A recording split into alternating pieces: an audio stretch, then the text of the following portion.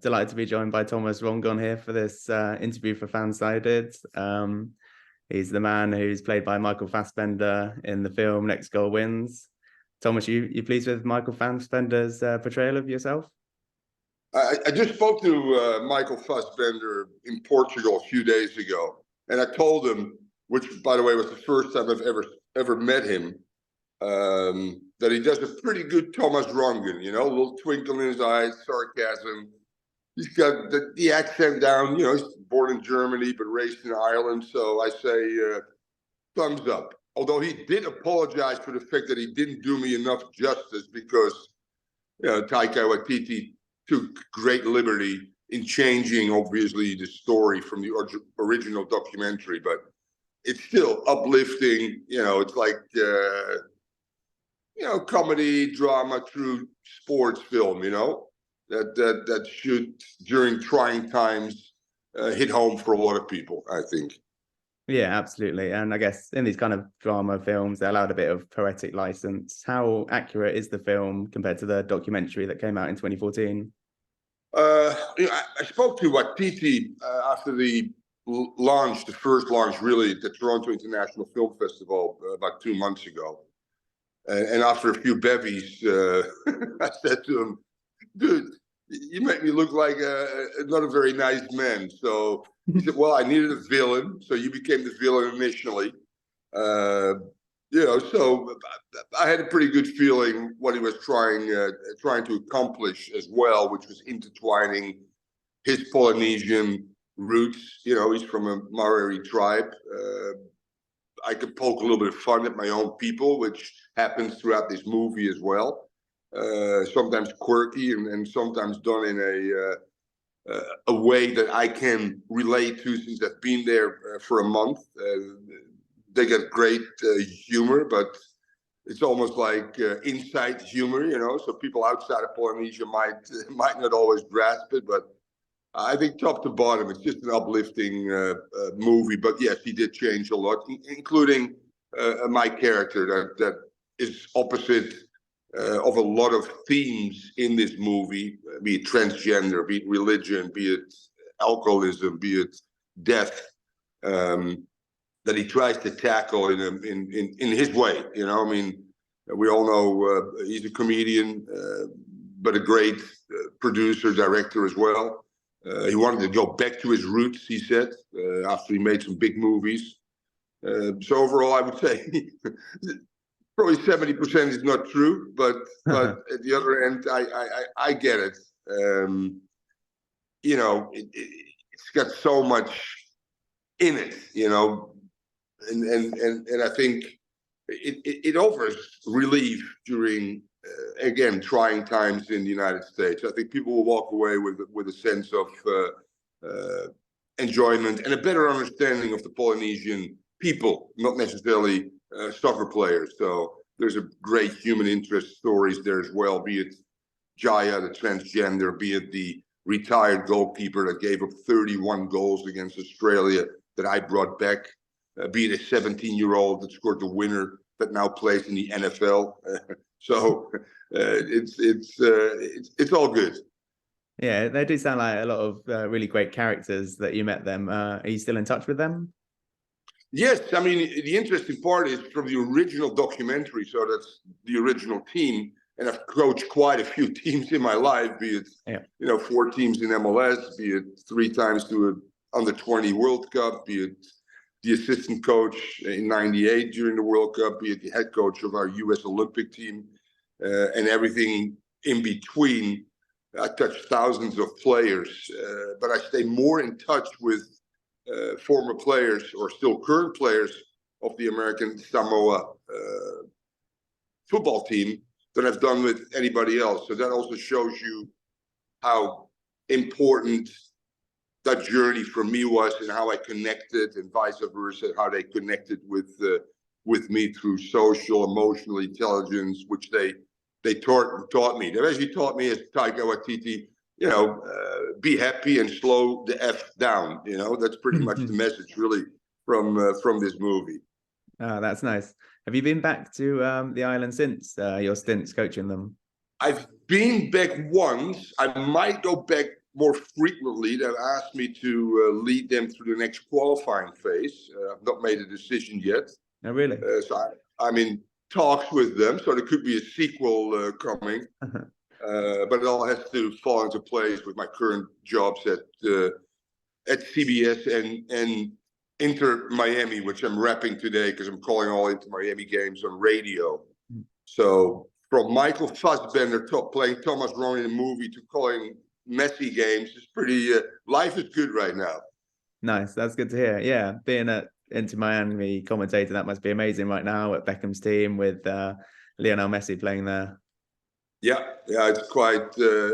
And I came here in the late 70s, when Pele put, the game on the map, so to speak, when some former great English players from Trevor Francis to George Best, and the list goes on, that played in the old North American Soccer League that unfortunately died around 85.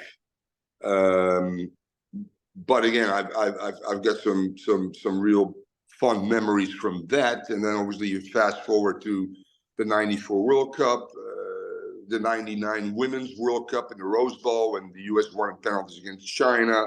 If you talk about landmark moments in US soccer, David Beckham, we get the designated player all of a sudden that he inspires for clubs to do. And that fast forward to Messi. But I think if we're looking back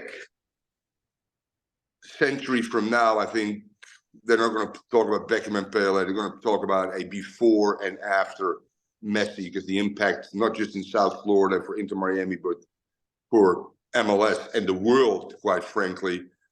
You can't open a newspaper anymore and there's still Messi on the forefront, be it the iconic jersey that I think Vogue said was one of the most inspirational new trends in sports, that pink with Messi on it. It's really transcended, and it's put MLS football in the United States with the World Cup, with the Copa America, with the FIFA Club World Cup as well, potentially the Women's World Cup, the Olympics coming up. So this is a very important time in MLS to make sure we can make the next step, challenging some other sports in the United States, but also try to become more of a global presence as well, i.e. Inter Miami traveling to Saudi Arabia for Messi to play Ronaldo one more time in preseason. So that tells you, where things stand right now. And it's been just an incredible whirlwind when Messi arrived, Busquets, Alba, Luis Suarez potentially right now. Those are all good things for MLS. Nice. And going back to your NASL days, you leave Amsterdam, where you're from, at quite a young age. Were you always someone who wanted to put himself out of his comfort zone? Yes. I mean, I think that's important. And I think that sets the Dutch a lot of times apart from the rest of the world. We have to be innovative, not because we like it, but for our existence. We're below sea level. So we always have to think, we're a small country, we think big, we think creative. Our football, I think, shows that. So yeah, those were for me, traveling, meeting all the cultures, speaking different languages, was not a threat. It was really welcomed in open arms, and that's why I took this position as well. Although the initial phone call from the president of the United States was, would you like to help one of our territories called American Samoa? And I said to my wife, where's American Samoa? And she said, well, it's next to Fiji. So I said yes, not knowing, that I would then coach the worst team in the world that has lost 31-0 against Australia in an official World Cup qualifying game, et cetera, et cetera. But those were just great opportunities while I was still employed by US Soccer as the under-20 coach, to travel the world, to meet other people, and to see if I can make a difference. And maybe for me, the biggest difference was overcoming some of my own demons with the loss of my daughter. And also, as I said again, embracing a culture that I've never been to, that is fascinating and allowed me to finally mourn and shed some of those demons. So there's the personal journey, there's a football journey, and there's a human interest journey as well of the 4 or 5 main characters in this movie. Nice. And when you did look into American Samoa and you realized that they had lost 31-0 to Australia and they were at the bottom of the FIFA rankings, did you have any doubts about if this was the right move for you? No, not really, because I did my research. I saw some of their games, I saw some of their opponents, and I knew this team had a few tweaks.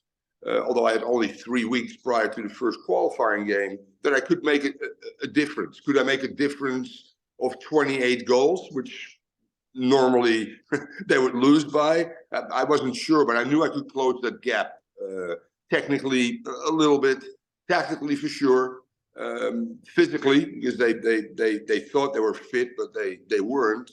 But more so mentally and emotionally. Turning a losing mentality habit into a winner's mentality. And the day of the game against Tonga, first qualifying game in 2011 to go to Brazil, I said to my wife, who was with me on the trip, when I look in their eyes, I think actually for the first time they believe they can win. I wasn't sure if that result would go our way, but we did. And that was obviously tremendously gratifying for the island, for myself. And if I talk to some people, including the president and the CEO, they always talk about the uptick of soccer on the island, which is predominantly a rugby and an American football island, obviously.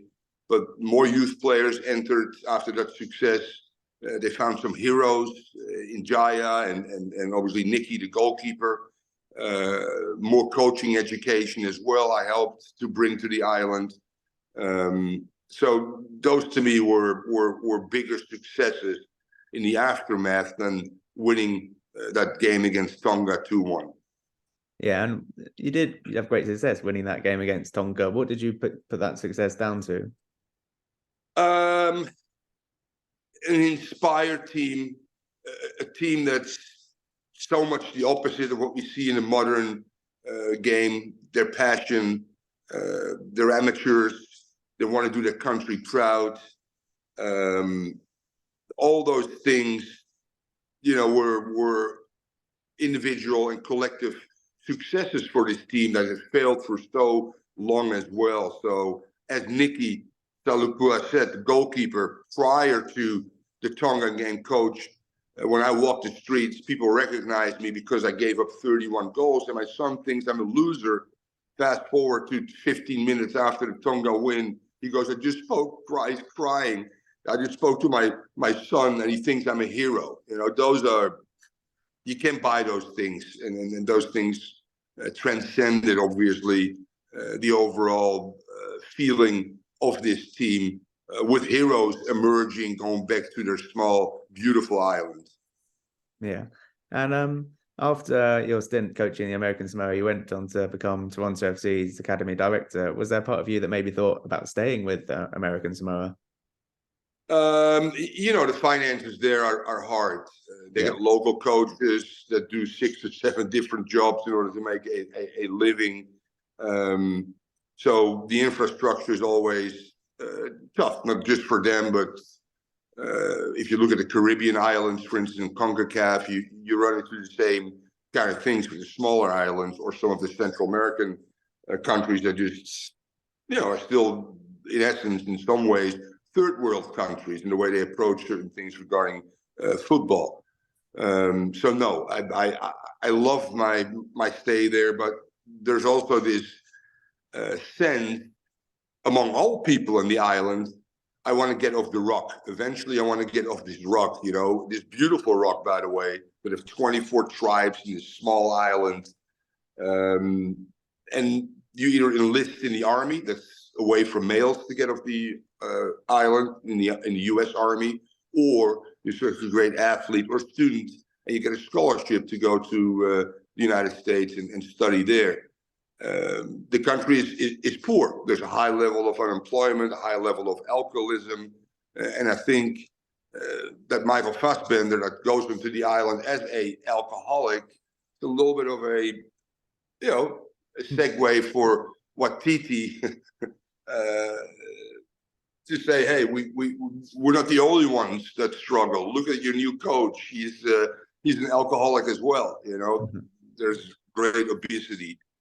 They work their tails off in this big tuna factory where 50% of my players at 6 a.m. went on tuna ships to fish and then go to the plant to process. That's the greatest way of earning an income there, but it's hard work, which they do with a smile on their faces. And as I said again, as amateurs, they did their country proud. Nice. And yeah, so you did make some good progress with them, and you might be returning as their coach. Do you think they'll ever make it to a World Cup? Well, I mean, the World Cup gets expanded. I must say, if I compare some of the Caribbean islands here in terms of level, that's still higher. I still would say that Oceania, obviously outside of New Zealand, could potentially have a team. I don't think it's American Samoa that falls in that category, but a team like Fiji might have a chance because it's now 1.5, I think, which means they have to cross over in a two-legged game against probably an opponent that's too big. But in saying that, I think there's progress in Oceania, and there's progress more so along all the smaller islands that now are looking at coaches on a permanent basis that can make a difference and eventually maybe get to a World Cup. Nice. And you've had a documentary that came out in 2014. You've had this film coming out. Could there be, I don't know, a book or any other kind of media that you could do with it? Currently, people are trying to sell somewhat the life story of Thomas Rongen. There's a sizzle made, actually by two gentlemen that put the Leeds documentary together. And that firmly believe that there is a documentary out there with a few series. Who is Thomas Rongen? I think a lot of people that go to the cinema will walk out and go, "Who the hell is this guy?" So yeah, there might be a follow-up of the documentary film, and actually the 2014 documentary is back again streaming right now, so worldwide, and it's opening up, as you said, in Boxing Day in England, in January in the Netherlands. I'm going back to the Netherlands. That's where I was born and raised, although I spent 45 years in the United States. Now came here as a young kid on an adventure playing with my childhood hero, Johan Cruyff, and being coached by Rinus Michels, and fast forward to now, potentially, again, something that might, as I said again, it might continue a little bit on streaming services that's being put together right now behind the scenes. So let's see what happens. But at 68, life is good right now. Nice, that's good. And yeah, the film's obviously already been out in America. It comes out in the UK where I am on Boxing Day, and looking forward to seeing it. How was it received in the US, and how do you reckon it would be received in Europe? The people that know me well, they get in touch with me and go, "What did they do to your character? You're such a wonderful guy in a documentary." The people that don't know me probably think this guy's a pretty crazy coach that got fired all the time, which isn't necessarily true. That has a temper, which is also not true. That's anti-religion. That's also not true. That's an alcoholic. That's also not true. That doesn't like a trend, which is also not true. But outside of that, it's well received. I don't know about numbers, but it's close to 10 million in the United States, and now it goes worldwide. And the movie was made for about 10 million. So I think that Disney and Searchlight at the end of the day are going to make a little bit of money on a small budget movie, with obviously the attraction of Taika Waititi's next movie after his big Thor success, and Jojo Rabbit. So I'm sure a lot of people internationally are just going to the movie because they love this New Zealand director. So it will be an exciting. It's a Ted Lasso via the Cool Runnings, intertwined with the Mighty Ducks. It's uplifting, and you know, why not? We all support an American Samoa that goes from worst to first. It's just a beautiful storyline. Nice. Yeah, well, if it's anything like Ted Lasso, we love that over here. So I'm sure it'll be a success I here. know. And I can't wait Yeah. to watch the film. Thanks again for joining us today, Thomas. It's been fantastic speaking to you. Thank you for having me, James. Good luck, and let me know when this piece comes out. Thank you. Yes, I'll send you the link to it when it's published. Thank you. Awesome. Thank you.